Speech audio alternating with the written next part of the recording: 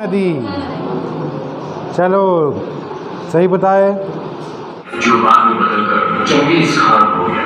खान की उपाधि से ऐसा लगता है कि वो मुस्लिम था, लेकिन वे सतार कबीले के लोग और ये सुखई ने कई मुखिया ये सुखई मर चुका था और उधर मंगोल सैनिकों ने तातार के सभी सैनिकों को 11th है और विषय है हिस्ट्री का। ठीक है, इसमें हम देख रहे हैं यायावर साम्राज्य।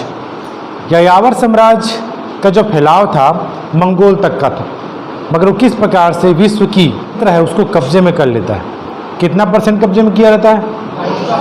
22% कब्जे में किया रहता है। तो यहाँ पर हम किसका जीवन पढ़ रहे थे?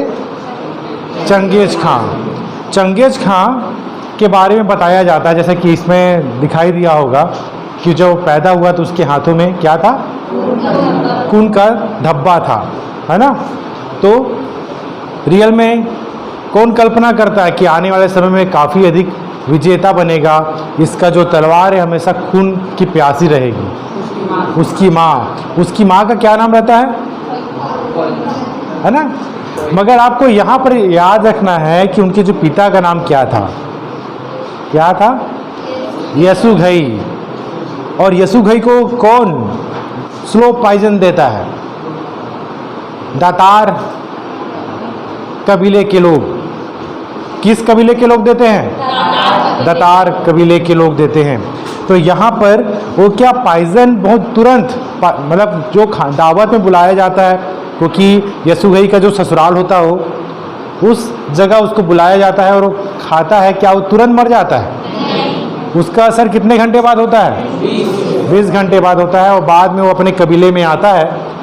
फिर क्या होता है? कबीले में आने के बाद दातार के लोग अपने आसपास के कबीलाई से, जितने भी कबीलाई क्षेत्र था उस पर वे पूरी तरह से साथ मिल जाते हैं और अकेला हो जाता है एक यसुघई। सभी कबीले वाले किस पर आक्रमण करते हैं? यसुघई पर आक्रमण करते हैं। और यसुघई क्या मारा जाता है?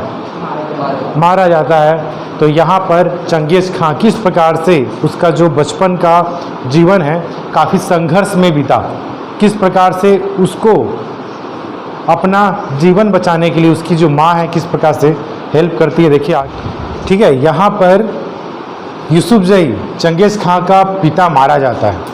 अब उस कबीले में आपस में 2 गुट बन जाते हैं। एक कौन सा खान रहता है? उसका नाम क्या रहता है? फतुल्ला खान। ठीक है, वो क्या करता है? अपने आप को उस कबीले का क्या सरदार बनाना चाहता है। तो सरदार बनाने के लिए क्या करता है? अपने सैनिकों को कुछ अपने साथ रखता है। मतलब यूसुफजई मतलब चंगेज खां के जो पिता के वफादार जो रहते हैं वो चंगेज खां का सपोर्ट करते हैं, उसकी माँ को सुरक्षित जगह लेकर जाते हैं।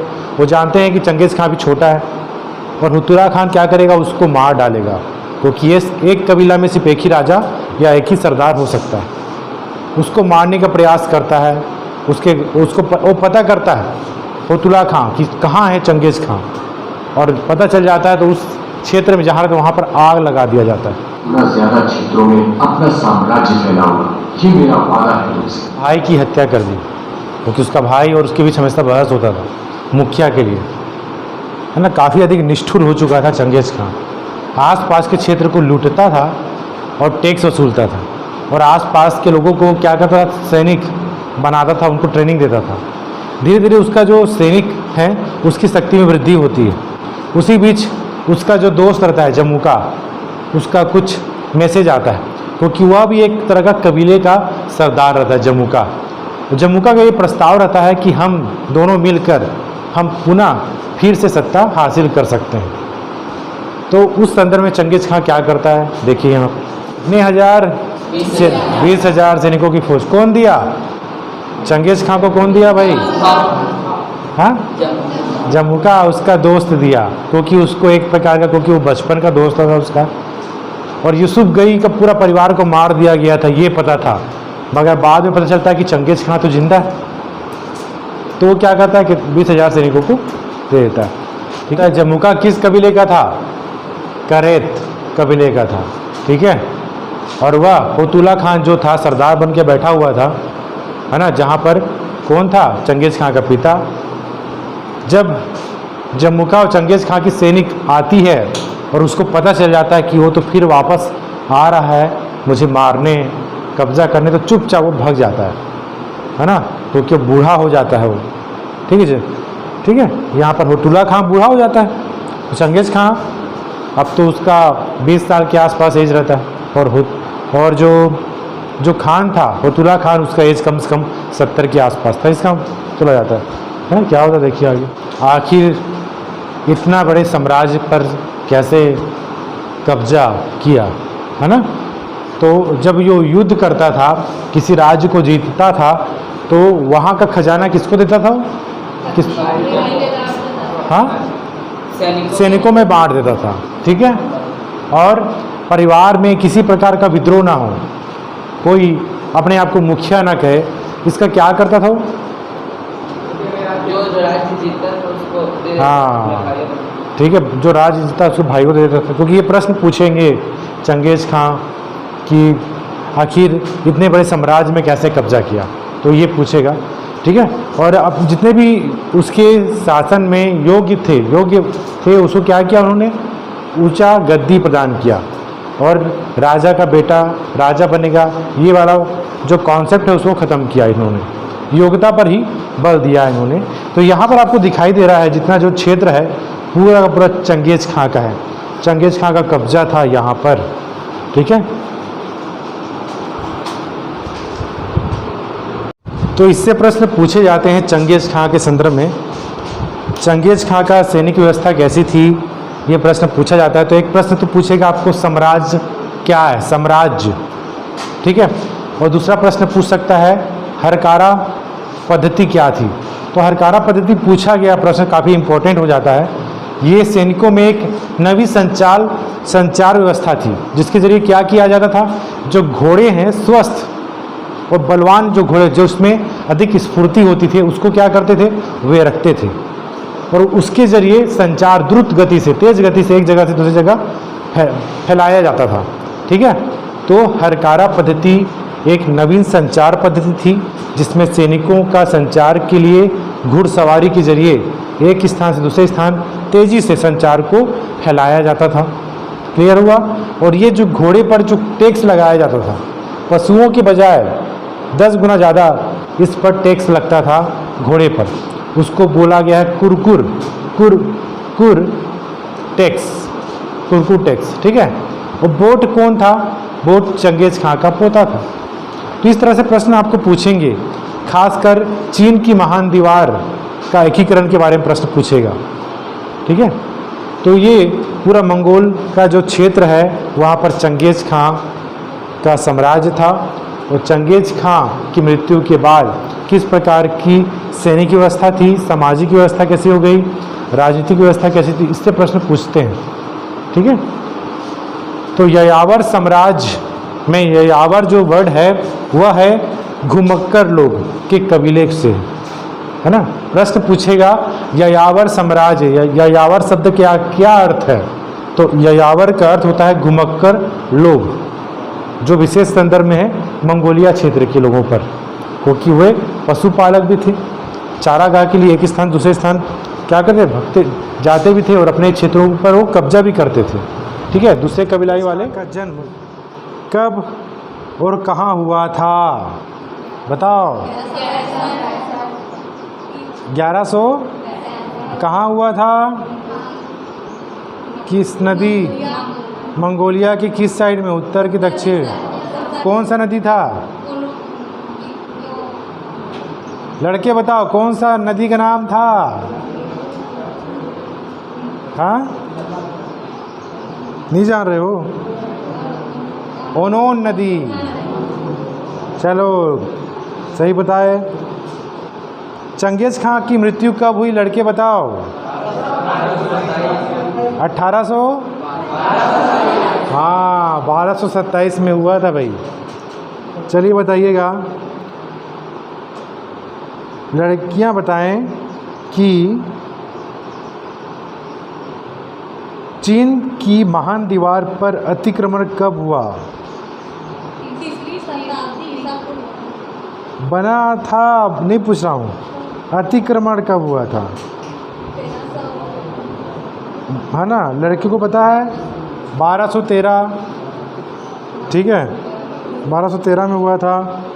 हरकारा पद्धति के लिए लिया जाने वाला कर का नाम क्या है? लड़के बताएं, पीछे वाले लड़के बताओ।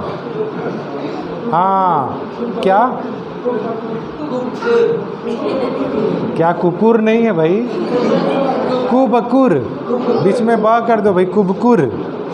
हाँ, चलिए, लड़कियों से प्रश्न है, यसाक से क्या तात्पर्य है? यसाक,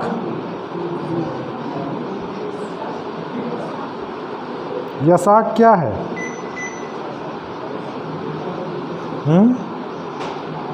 लड़के बताओ, यसाक अभी तो पढ़े हैं, विधि, संहिता, जो आदेश, विज्ञप्ति, यही बोला जाता था, है ना। लड़के बताओ, यायावर शब्द से क्या आशय है? यायावर बताओ, लड़के पीछे बताओ। इतना इजी क्वेश्चन, चलो बताओ। घुमक्कड़, लड़के लोग बहुत घुमक्कड़ हैं भाई, और आप लोग बिल्कुल भूल जाते हो कि अब आप लोग कैसे हो, घुमक्कड़ हो, है ना। तो अपने आप को याद कर लो ना, तो याद क्यों नहीं किए अभी? तो यायावर शब्द का अर्थ होता है घुमक्कड़ लोग। चंगेज़ खां का प्रारंभिक नाम क्या था? लड़कियां बताओ, प्रारंभिक नाम। तेमुजिन, क्योंकि चंगेज़ खां एक प्रकार का जिन था, जिन, तेमुजिन। चंगेज़ खां के पिता का नाम क्या था? लड़के बताएंगे। वे किस कबीले से संबंधित थे भाई? चंगेज़ खां के पिता का नाम बताओ। एक मत नहीं है, बताओ पीछे।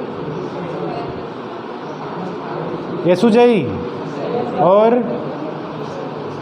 किस कबीले के थे भैया? कियात। हाँ, कियात। चलिए, मंगोल लड़कियां प्रश्न, चीन की महान दीवार कब बनी? हाँ, ईसा पूर्व की ईस्वी, ईसा पूर्व, ठीक है। अब बताइएगा, बॉयज़ बताइएगा कि चंगेज़ खां की विधि संहिता का क्या कहलाती है? विधि संहिता बताओ। कहाँ सही तो बता रहे, यास कहलाती है ना? यास कहते हैं। हाँ, तो कंफ्यूज क्यों हो रहे हैं भाई? अगला बॉयज़ से प्रश्न है, तुरान का स्टेपी क्षेत्र वर्तमान में किस नाम से जाना जाता है? तुरान का बताओ, इसमें बताओ लड़कियां। नहीं, तुरान से क्या बना है? लड़के बताओ। हाँ, तुर्किस्तान। चलिए बताइएगा कि बुखारा नगर पर चंगेज़ खान ने किस वर्ष आधिपत्य किया? लड़के बताओ। बुखार आ गया था, उसके 7 साल बाद हो 1200, हाँ 1220 में आ गया, बुखारा नगर पर आधिपत्य किया और वहाँ के मुसलमानों की भर्त्सना की थी और मृत्यु कब हो गई थी? आप बताए थे ना, कितना हुआ था? 7 साल बाद, 1227। ठीक। फ्रांस पर क्या किया? फ्रांस के बारे में था ना, फ्रांस के शासक लुई नौवे को की चेतावनी चंगेज़ खान ने किस वंशज ने दी थी? हाँ, किसमें किया था?